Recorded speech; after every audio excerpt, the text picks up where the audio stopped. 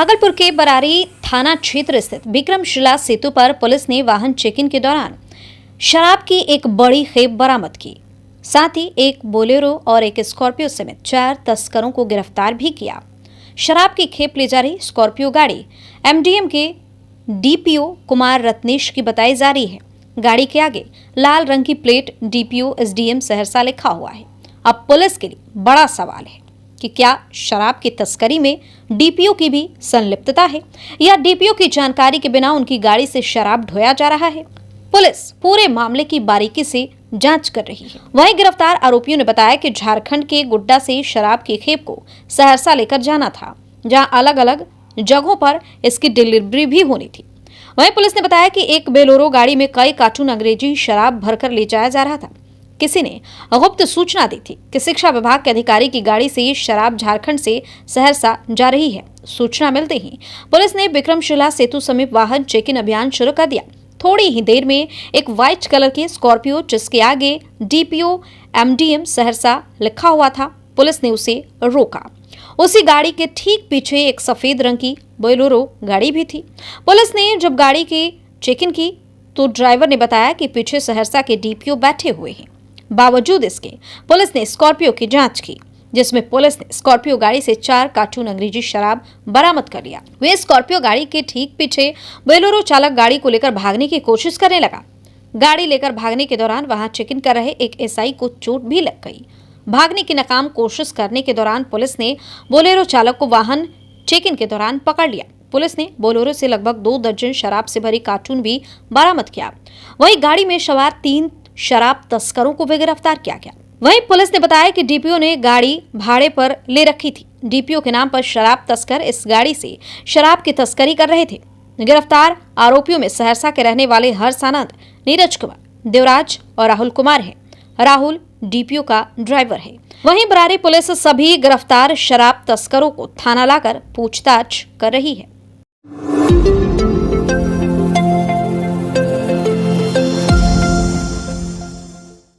राष्ट्रीय जनता दल के राष्ट्रीय उपाध्यक्ष देवेंद्र यादव गुरुवार को भागलपुर सर्किट हाउस पहुंचे, जहां मीडिया से बात करते हुए उन्होंने जमकर केंद्र सरकार पर निशाना साधते हुए कहा कि उनकी नीति सिर्फ लड़ाने वाली है। उन्होंने कहा कि भारतीय जनता पार्टी सिर्फ एक धर्म को लेकर चलने वाली पार्टी है। वह भूल गई है कि अपना राष्ट्र धर्मनिरपेक्ष राष्ट्र है। साथ ही उन्होंने प्रधानमंत्री के 9 वर्ष पूरे होने के बाद बीजेपी के कार्यकर्ताओं द्वारा घर घर जाकर उनके कार्य की गुणगान करने पर कहा कि भारतीय जनता पार्टी के कार्यकर्ता जनता के बीच जाकर क्या गुणगान करेंगे, जहां रसोई गैस का दाम आसमान छू रहा हो, पेट्रोल की कीमतें कई गुनी बढ़ गई हो, युवा बेरोजगार है, अपराध का ग्राफ चरम सीमा पर है, पूरा देश कर्ज में डूब रहा है, हर विभाग को निजीकरण करके भारतवर्ष को खोखला करने का काम कर रही है प्रधानमंत्री। आखिर केंद्र सरकार बखान करे भी तो क्या करे। पहला तो ये जो कर्नाटक में भाजपा की हार हुई है, ये नफरत की राजनीति की हार है। दूसरी बात है, जो लोग धर्मनिरपेक्षता में भरोसा करते हैं, विश्वास करते हैं या लोकतंत्र में भरोसा करते हैं, उन सब लोगों ने एक जनादेश दिया है। वो जनादेश इनके केंद्र सरकार के 9 वर्षों का जो वादा खिलाफी है, उसके खिलाफ भी ये जनादेश। इसीलिए दक्षिण में सफाया हुआ है, उत्तर की बारी है। उत्तर में अब देखिए आगे आने वाले दिन में आपको स्पष्ट हो जाएगा ये लोग, क्योंकि अभी देश में, पूरे देश में नागरिक आज़ादी और जो अभिव्यक्ति की स्वतंत्रता है, सिविल लिबर्टी और जो एक्सप्रेशन, फ्रीडम ऑफ एक्सप्रेशन है, दोनों आज चिंता का विषय बना हुआ है।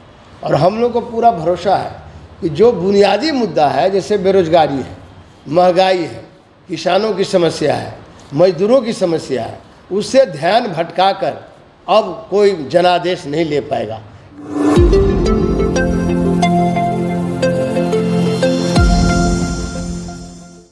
भागलपुर के औद्योगिक थाना क्षेत्र अंतर्गत मसान घाट पर एक अज्ञात शव मिलने से इलाके में सनसनी फैल गई।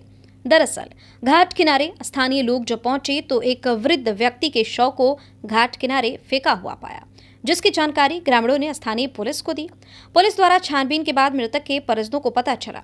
परिजनों ने मौके पर पहुंचकर शव का शनाख्त किया। मृतक की पहचान परबता थाना क्षेत्र के राघोपुर गांव निवासी सुरेश मंडल के रूप में हुई है।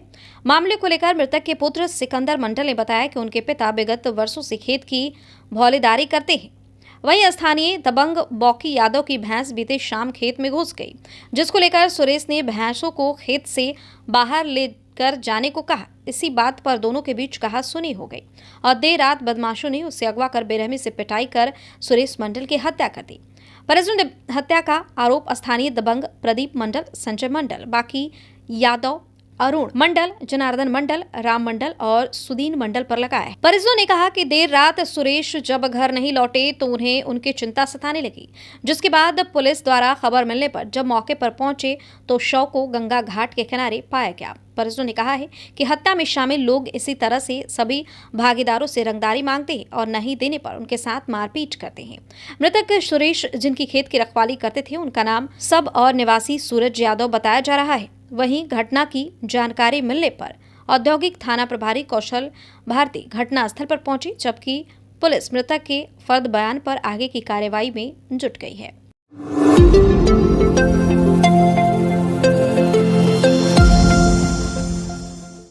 भागलपुर में कोसी किनारे कटाव रोधी कार्य होने के तुरंत बाद फिर से कटाव शुरू हो गया है। इधर सरकारी इंजीनियर काम करके वापस गए नहीं कि बैसी गांव में कोसी नदी में जियो बैग सामने लगा। करोड़ों की लागत से कटाव रोधी कार्य करवाया गया था। सवाल ये उठता है कि अभी ही ये हालत बन गई तो जलस्तर बढ़ने के बाद क्या होगा। ग्रामीणों को राहत के बदले एक बार फिर बड़ा डर सता रहा है। पिछले वर्ष 2 महीने तक भीषण कटाव हुआ था। दर्जनों घर, खेत, खलिहान और जमीन कोसी में समा गए थे। जल संसाधन विभाग के कटाव रोधी कार्य पर पूरी तरह से सवालिया निशान अब खड़े होते नजर आ रहे हैं।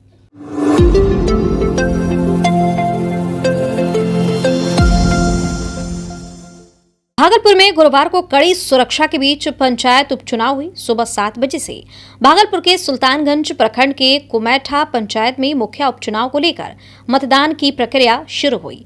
कुमैठा पंचायत में कुल 14 मतदान केंद्र बनाए गए थे, जिसमें कुल 8,160 मतदाता अपने मताधिकार का प्रयोग करते हुए 4 प्रत्याशियों के भाग्य का फैसला गुरुवार को ईवीएम मशीन में बंद कर दिए। गुरुवार को 7 बजे सुबह से शुरू हुए मतदान को लेकर मतदाताओं में 2 घंटा बीत जाने के बाद भी उत्साह नहीं देखा गया। इक्का दुक्का लोग ही मतदान केंद्रों पर देखे जा रहे थे। बता दें कि कुमैठा पंचायत में तत्कालीन मुखिया अनीता देवी की अप्रैल 2022 में अपराधियों ने गोली मारकर हत्या कर दी थी, जिसके बाद खाली पड़े मुखिया पद को लेकर चुनाव कराया जा रहा है। दिवंगत मुखिया अनीता देवी की बेटी पायल शर्मा मैदान में है, जिसका मुकाबला जदयू नेता सरोज चौधरी से है। वहीं लोकतंत्र के महापर्व की प्रक्रिया में मतदाताओं का मतदान केंद्र पर बढ़ चढ़कर भाग लेता नहीं दिखा। चुनाव कराने आए अधिकारियों के लिए परेशानियों का सबब बनता जा रहा था और अधिकारी मतदाताओं से बढ़ चढ़कर मतदान की प्रक्रिया में भाग लेने की अपील करते दिखे। भागलपुर में पंचायत उपचुनाव गुरुवार को 18 पंचायतों में समिति सदस्य के 1, मुखिया के 1, सरपंच के 1, वार्ड सदस्य के 9 और पंच के 8 पदों पर चुनाव संपन्न हुआ।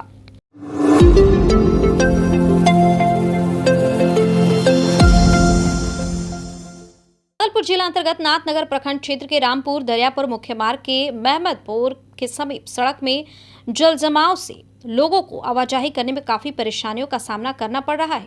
इस जल जमाव का मुख्य कारण है कि नाले की सही से सफाई नहीं हुई। नाले से निकलने वाले गंदे पानी से स्थानीय लोगों का जीना मुहाल हो गया है।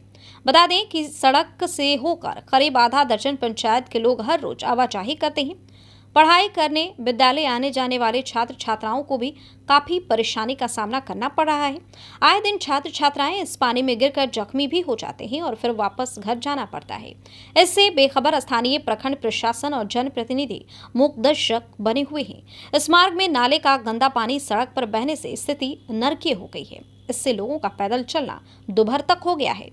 इस नरकीय स्थिति से निजात दिलाने के लिए आज तक कोई सामने नहीं आया। वहीं लोगों का कहना है कि आवागमन में काफी परेशानी का सामना करना पड़ता है। नाले का गंदा पानी बरसात के दिनों में बैठकर घरों में प्रवेश कर जाता है। वहीं ग्राम पंचायत रामपुर खुर्द के मुखिया गौतम पासवान ने बताया कि स्थानीय कुछ लोगों के कारण यह परेशानी होती है।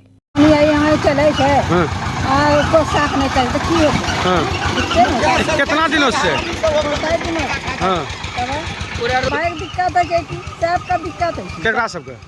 अरे जे जाए आवे छै नहीं दिक्कत होता है। सब्जी वाली का और सुनी के सब भाई का बच्चा उतरू सब गिरी भी जाइए। तब गिरे नहीं छे तब पानी के बारे में हम लोग जब सफाई करवा देते हैं, उसके बाद सवेरे जब होता है तो रात में पता चलता है कि पाट को फिर से धर करके या पाट टूटा हुआ है, रोड़ी भर करके उसमें पार कर देता है ट्रक। फिर सवेरे वही दशा होता है, नाली का पानी रोड पे आ जाता है। कौन करता है? ये कुछ गांव का स्थानीय लोग हैं, हाँ। जो कि डेली मान के चलिए डेली गिट्टी छर्री बालू कुछ न कुछ गिरते रहता है, ट्रक से ट्रैक्टर से चलते रहता है। हम साफ करवाते हैं, वो आकर के भर करके फिर अथी कर देता है, भर देता है। इनकी सूचना कहाँ कहाँ दी है? हम वीडियो मैडम को बोले थे, वीडियो मैडम मेरे सामने में थाना प्रभारी को फोन किए। उसके बाद थाना प्रभारी भी आकर के यहाँ पे बोले थे उसको कि वहाँ पे देख करके पार्ट वूट बनवा दीजिए, लेकिन अभी तक कोई सुनवाई नहीं हुआ है।